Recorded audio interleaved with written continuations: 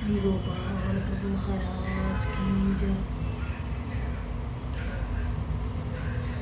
आपलं या देवाचं करायचं म्हणजे फार अवघड जात असतं.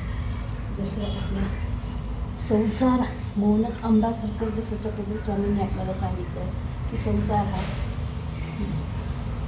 अन्या येथील या ठिकाणचा मोनक आंब्यासारखाच असतो. आणि आपल्याला जेव्हा देवाने एवढं आयुष्य दिलेलं असतं, आपण लहानाचे मोठे होतो आणि त्यानं आपल्याला दुनिया दाखवली म्हणूनच आपण हे सगळे हे पाहतो, जीवन पाहतो. त्या काळामध्ये आपण लहानापासून मोठं होतो. 18 वर्षापासून तर देवाचं करायला पाहिजे, पण एक आपल्याला बुद्धी येतच नाही.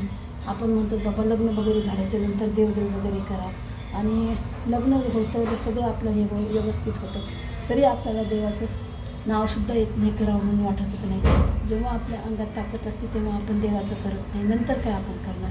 आणि खरंच म्हणजे असं असते की दोघं नवरा बायकोपैकी दोघं जर करणार असल्याच्या नंतर लवकर देव आपल्याला पावत असतो. 25 वर्षाच्या आत आपल्याला जेवढं पाहिजे तेवढं सगळं सुख भेटत असतं. अनवा या ठिकाणची ही कहाणी आहे. कोणाला बोललेलीस? देवाला.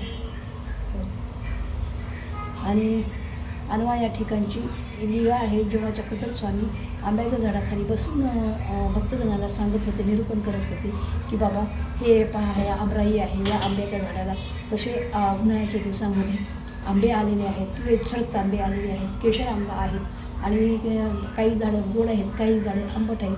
पण उन्हाळ्यामध्ये कोणत्या झाडाला फळ येत नसतं, फुल राहत नसतं की पान राहत नसतं.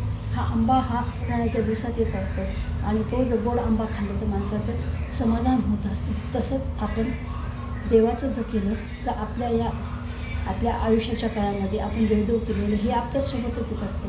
हे काही खालीच आपण ठेवून जात नाही, वर आपल्यासोबत येतं. आपण चांगले कर्म केले आपल्यासोबत येणार, आणि देवदेव केलेलं कधीही आपलं वाया जात नाही. त्यासाठी माणसाने देवाचं करायला पाहिजे.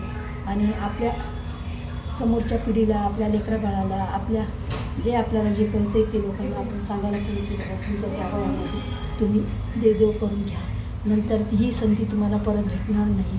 ही देवानं आपल्याला संधी दिलेली आहे, ती आपण वाया न घालवता देवाची संधी करायला पाहिजे.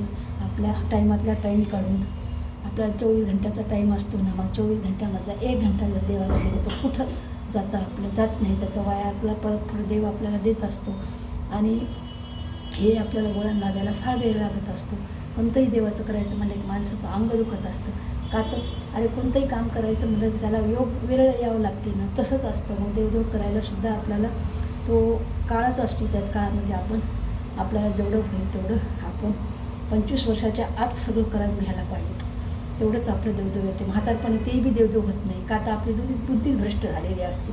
त्याच्यामुळे देवदेव करतो म्हणलं तर म्हातारपणे देवदेव होत नाही.